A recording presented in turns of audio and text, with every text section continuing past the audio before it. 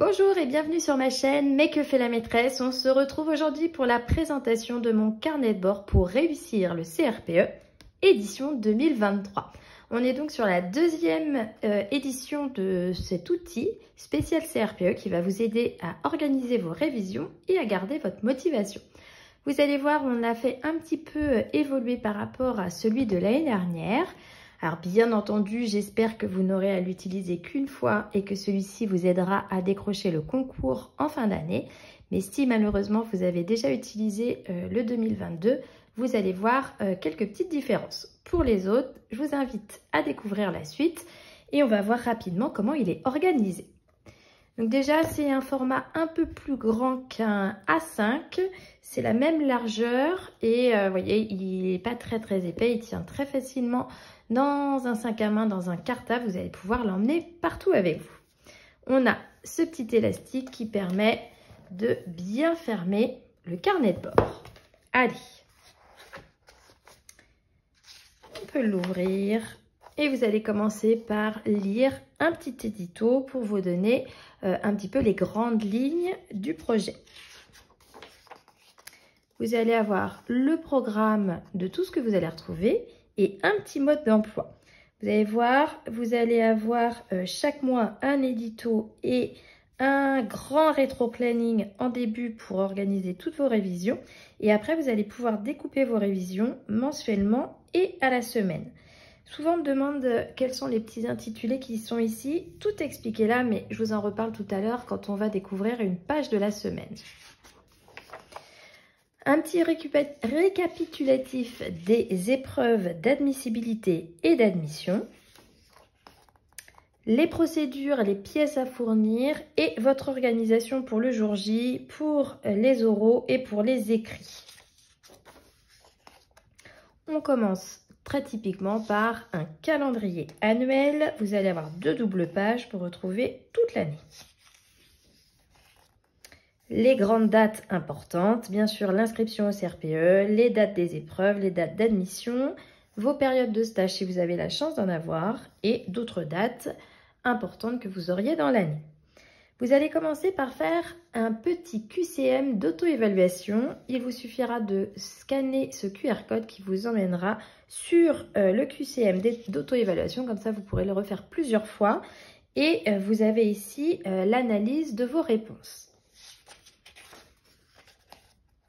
Grâce à ce QCM d'auto-évaluation, vous allez pouvoir développer vos forces à exploiter, vos qualités en tant qu'enseignante, la théorie à renforcer ou les points à améliorer sur le terrain. Ne pas hésiter à vous servir de ces deux-là par rapport à vos comptes rendus de stage. Tous les outils que vous allez pouvoir choisir pour réviser votre concours. Et on arrive donc au rétro-planning. Vous avez une version vierge afin, hop, vous voyez, sur 2 doubles pages, afin d'organiser le rétro-planning que vous avez envie. Mais si vous scannez ce QR code, vous allez avoir une proposition de rétro-planning sur l'année.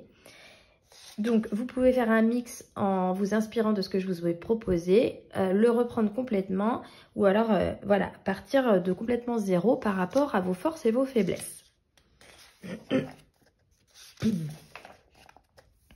Une petite page motivation puisque vous allez en avoir besoin sur cette année. C'est une année qui peut être longue, intense, mais ne jamais oublier pourquoi vous faites ça. Et notez ça en début d'année, ça sera super. Si jamais vous avez un petit coup de mou, vous relisez ça et vous allez voir que ça va vous faire beaucoup de bien. Une checklist pour les écrits et les oraux avec tout ce que vous allez avoir besoin, tout ce qu'il faudra dans votre cartable. Et on va commencer avec le mois d'août. Je vais vous présenter le mois d'août et puis on regardera rapidement tous les mois. Vous allez voir, c'est toujours la même organisation et on ira voir les pages de fin. Donc, chaque mois, vous avez un édito, vous avez un tracker. Tracker, ça permet par exemple de noter tous les jours où vous avez travaillé. Vous pouvez traquer des choses bien plus personnelles comme est-ce que je me suis bien hydratée, est-ce que j'ai fait du sport ce mois-ci, est-ce que j'ai pensé à prendre du temps pour moi.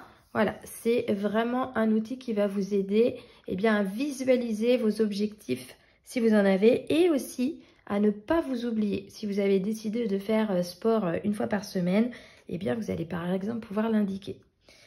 Les grands points de ce que vous voulez réviser ce mois-ci, les dates et les échéances et un petit encart pour noter ce dont vous avez envie. On retrouve le planning du mois avec des objectifs, un espace de notes, de quoi écrire dans les cases et une petite citation de motivation.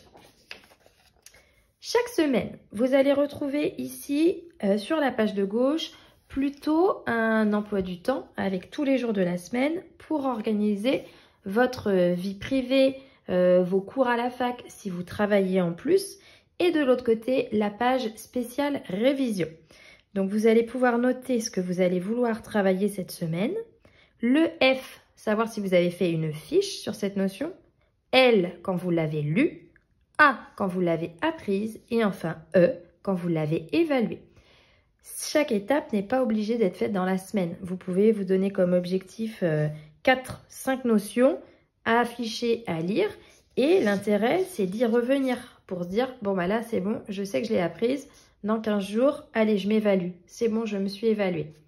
Voilà, c'est un outil que vous allez pouvoir utiliser dans le temps. Chaque semaine, vous avez un petit conseil et un petit encart qui va évoluer selon les semaines. Vous avez ici, par exemple, un défi. Je vous invite, vous allez avoir tout indiqué dans l'édito, mais à me suivre sur Instagram avec le hashtag défi CRPE de Marina, puisque chaque semaine, je vous donnerai la correction des défis ou la réponse aux défis. Ça va vous permettre de vous inscrire sur ce hashtag, de vous former une communauté autour de cet outil et parfois vous allez peut-être faire des rencontres de personnes qui habitent à côté de chez vous et pourquoi pas vous aider à travailler ensemble. Le but c'est vraiment voilà, de former une communauté et puis de vous aider à construire vos révisions, à garder la motivation et puis à se faire un petit rendez-vous régulier sur Instagram pour échanger sur quelques notions. Deuxième semaine, vous voyez toujours la même présentation avec, j'ai oublié de vous dire ici, le numéro de la semaine. Toujours un petit conseil et cette fois-ci, attention, avec l'explication d'un vocabulaire proche ou d'une notion proche, ici enseigner versus apprendre.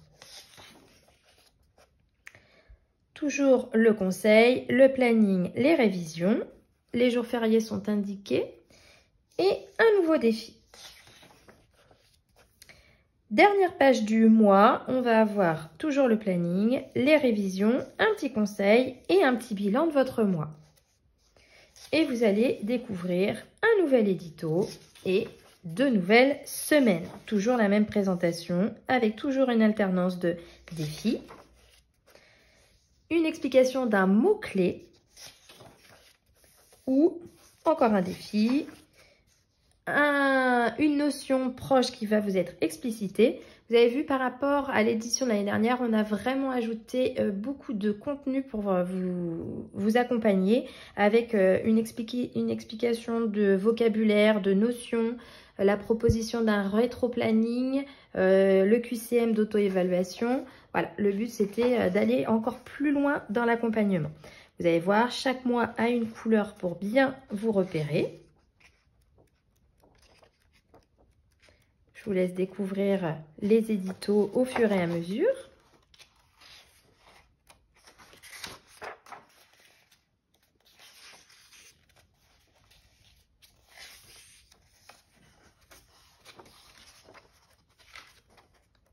Voilà, il se termine, désolé, cherchez la page, voilà.